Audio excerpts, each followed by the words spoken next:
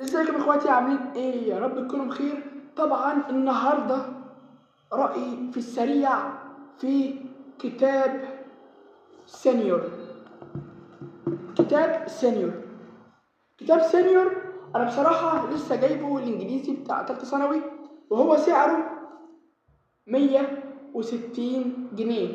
وبصراحة أنا جيت شفته جميل تحفة، لسه جايبه يعتبر من نص ساعة، مش هكدب عليكم والله، لسه جايبه من نص ساعة حالا.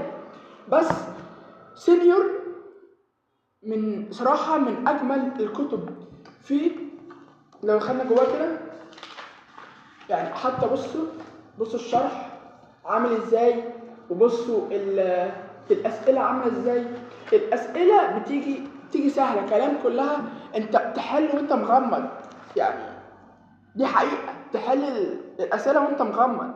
وفي هنا كمان جايب كلمات مش موجودة ولا في المعاصر ولا في كتاب جيم ولا حتى في كتاب العمالقة.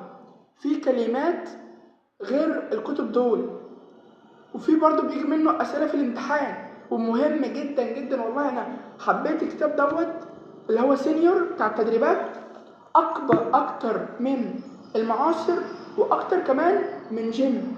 وبصراحة أنصحكم إن انتوا تجيبوه، كتاب لذيذ وأسئلته أهيت، أسئلته بصراحة جميلة، ده غير ألوانه ما بيأثرش في نظرك، وأسئلته حلوة، وفي برضه أفكار بيبدأ بالسهلة، وكلها في معظمه أفكار امتحانات وأسئلة كتيرة. بس المشكلة بتاعته بس إن هي أسئلة كتيرة، ولكن برضه الأسئلة الكتيرة عشان تتدرب على الأسئلة بتاع ثانوية عامة وبس. وقلنا اللي هو ب160. أنا بس كنت بكلمك على ده لأنه جميل جدا جدا، فهيفيدك أنت كطالب تالتة ثانوي، هيفيدك جدا بجد. ولو عايز الPDF ما تنساش تخش على لينك القناة، لينكات القناة هتلاقي الجروب تالتة ثانوي، وكمان هتلاقيه في الوصف. وما تنساش تنزل تكتبلي في تحت في التعليقات يعني عايزني اتكلم عن ايه، اتكلم عن المعاصر وعن ايه تاني، وعايز تستفسر عن ايه كتاب، وانا ان شاء الله هرد على كل حاجة.